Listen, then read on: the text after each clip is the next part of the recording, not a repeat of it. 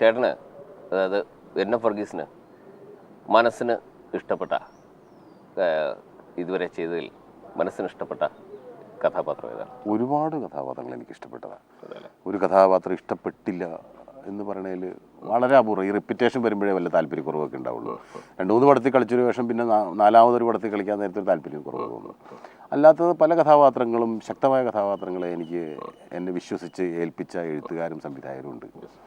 ടൈപ്പായി പോയി എന്നൊരു വിഷമം തോന്നിയിട്ടുണ്ടോ എപ്പോഴെങ്കിലും? ടൈപ്പായിട്ടില്ല, പിന്നെ അങ്ങനെ തോന്നേണ്ട കാര്യമില്ല. എന്നാലും കുറച്ച് വില്ലൻ കഥാപാത്രങ്ങൾ തുല്യമാണ് ഞാൻ ചെയ്തേക്കുന്നത്. പോസിറ്റീവ് ക്യാരക്ടേഴ്സിന് ഈക്വലാണ് നെഗറ്റീവ് ക്യാരക്ടേഴ്സ്.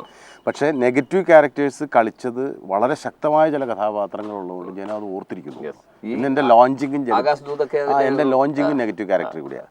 പത്രത്തിലെ വിശ്വനാഥൻ വരെ നെഗറ്റീവ് ക്യാരക്ടർ അല്ലേ.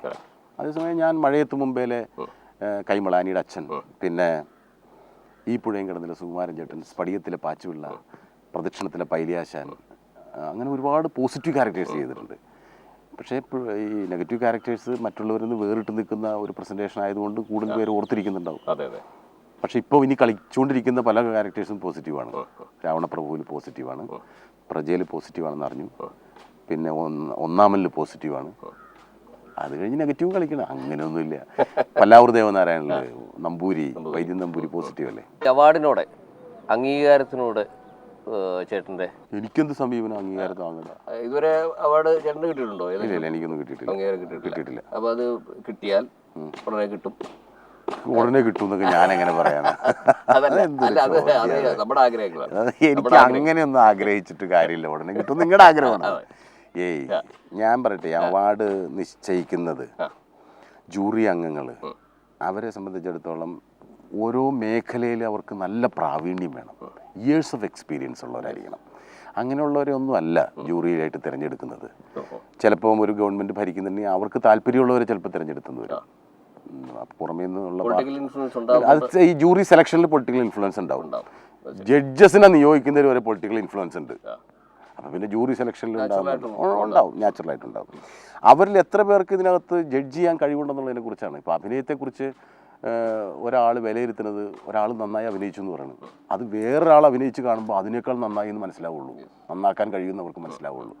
അല്ലെങ്കിൽ അതിൻ്റെ ഒരു പെർഫെക്ഷനെ കുറിച്ച് വ്യക്തമായ ധാരണ ഉള്ളൊരു ജഡ്ജായിരിക്കണം. ഇപ്പം ഞാൻ പത്രത്തിലെ വിശ്വനാഥനും പല്ലാവൂർ ദേവനാരായണനുള്ള വൈദ്യൻ നമ്പൂരിയെ 1 വർഷം അവതരിപ്പിച്ച കഥാപാത്രങ്ങളാണ്. രണ്ടും കാസർഗോഡും കന്യാകുമാരി പോലുള്ള ദൂരമുണ്ട്. അത്ര ഡിഫറെൻ്റ് ആയിട്ടുള്ള ക്യാരക്ടേഴ്സാണ്. എന്നിട്ട് ആ കൊല്ലത്തെ ഒരു ചാനലിൻ്റെ അവാർഡില്ലേ വിശ്വനാഥൻ അവാർഡ് തന്നില്ല. അതിനകത്ത് തന്നെ അഭിനയിച്ച വേറൊരു ആർട്ടിസ്റ്റിന് അവാർഡ് കൊടുത്തതിന് ആർട്ടിസ്റ്റിനല്ലേ ഞാൻ പറയണേ. ആ വിശ്വനാഥൻ അവർക്ക് വലിയ അഭിനയമായിട്ടും തോന്നിയില്ല. കേരളം മുഴുവൻ പ്രകീർത്തിച്ചു. അതിനേക്കാൾ ചെറിയൊരു വേഷം കളിച്ച വേറൊരു ആർട്ടിസ്റ്റിന് കൊടുത്തു. അതൊരു ഓദർ സപ്പോർട്ടഡ് ക്യാരക്ടർ കളിച്ച. പിന്നെ ഒരു ആർട്ടിസ്റ്റിന് അവാർഡ് കിട്ടുന്നതിൻ്റെ പിന്നിൽ അയാളുടെ മാത്രം കഴിവല്ല, ഈ എഴുത്തുകാരൻ ആ കഥാപാത്രത്തെ മനോഹരമായിട്ട് വെച്ചിട്ടുണ്ടാവും. നമ്മളത് വൃത്തികേടാക്കാതിരിക്കുക എന്നുള്ളത് മാത്രമേ ഉള്ളൂ. ഈ ആർട്ടിസ്റ്റിൻ്റെ കോൺട്രിബ്യൂഷൻ അതിനകത്ത് എന്തുമാത്രം വരുന്നുണ്ടെന്ന് അറിയണമെങ്കിൽ ശരിക്ക് ജഡ്ജ് ചെയ്യാൻ കഴിവുള്ളവർക്ക് മനസ്സിലാവുള്ളൂ. ഇത് പൊരിഞ്ഞ കയ്യടി കിട്ടുന്ന കഥാപാത്രം, അത് ഷർട്ടർ കോളറൊക്കെ കയറ്റിയിട്ട് ഞാൻ എൻ്റെ കഴിവാണെന്നൊരു ആർട്ടിസ്റ്റ് പറഞ്ഞ ഒരു കാര്യമില്ല. അത് എഴുത്തുകാരൻ്റെ കഴിവാണ്. അങ്ങനത്തെ ഒരു മുഹൂർത്തം സൃഷ്ടിച്ച് കുറിക്കുകൊള്ളുന്ന ഡയലോഗുകളൊക്കെ എഴുതി വെച്ചാൽ ആര് കളിച്ചാലും ചിലപ്പോൾ കയ്യടി കിട്ടും. പിന്നെ അത് നന്നായിട്ട് കയ്യടിച്ചാൽ അതിൻ്റെ മാക്സിമം കയ്യടി, നന്നായിട്ട് അഭിനയിച്ചാൽ മാക്സിമം കയ്യടി കിട്ടും. അപ്പോൾ ആർട്ടിസ്റ്റിൻ്റെ മാത്രം കഴിവിനെ അടിസ്ഥാനപ്പെടുത്തിയല്ല അവാർഡ് കിട്ടുന്നത്. അതുകൊണ്ട് അവാർഡ് ഇപ്പോൾ കലാഭവൻ മണിക്ക് നാഷണൽ സ്പെഷ്യൽ ജൂറി അവാർഡ് കിട്ടിയില്ലേ. എന്താണ് ഈ സ്പെഷ്യൽ ജൂറി അവാർഡ് എന്നുള്ളതിന് എനിക്കറിയില്ല. കാരണം അവാർഡ് കൊടുക്കാൻ ജൂറികൾക്ക് മനപ്രയാസം കൊണ്ട് കൊടുക്കാൻ പറ്റാതെ മനപ്രയാസം തീർക്കാൻ വേണ്ടി സർക്കാർ കൊടുത്തേക്കണ ഒരു അവകാശമാണ് ഈ സ്പെഷ്യൽ ജൂറി അവാർഡ്. കൺഫ്യൂസ്ഡ് ആയിട്ടൊന്നും ആണെന്നല്ല എനിക്ക് തോന്നുന്നത്. അങ്ങേർക്ക് കൊടുക്കണമെന്ന് അവരുടെ മനസ്സിൽ ഇങ്ങനെ ഭയങ്കര ആഗ്രഹമുണ്ട്. മറ്റ് പ്രഷർ കൊണ്ട് അതിൽ നിന്ന് പുറത്തേക്ക് തള്ളിപ്പോവും. അപ്പോൾ അവർക്ക് അത്രയും മനപ്രയാസമായിട്ട് അന്ന് രാത്രി ഉറങ്ങാതിരിക്കാൻ വേണ്ടി നിങ്ങൾക്ക് ഒരു അവകാശം തന്നേക്കണം, നിങ്ങളൊരു ജൂറി അവാർഡ് കൊടുത്തോ എന്നുള്ള രീതി കൊടുക്കണമെന്ന് തോന്നിപ്പോയിട്ടുണ്ട്. മണി അസലായിട്ട് ചെയ്ത ആ ക്യാരക്ടർ. മണിക്ക് അവാർഡ് പിന്നെ അങ്ങനെ ബോധം കെട്ട് വീണില്ലെങ്കിൽ വാസന്തി ലക്ഷ്മിയും എന്ന ചിത്രം പോലും ഡൽഹി ജൂറീസ് കാണുമെന്ന് എനിക്ക് സംശയമാണ്.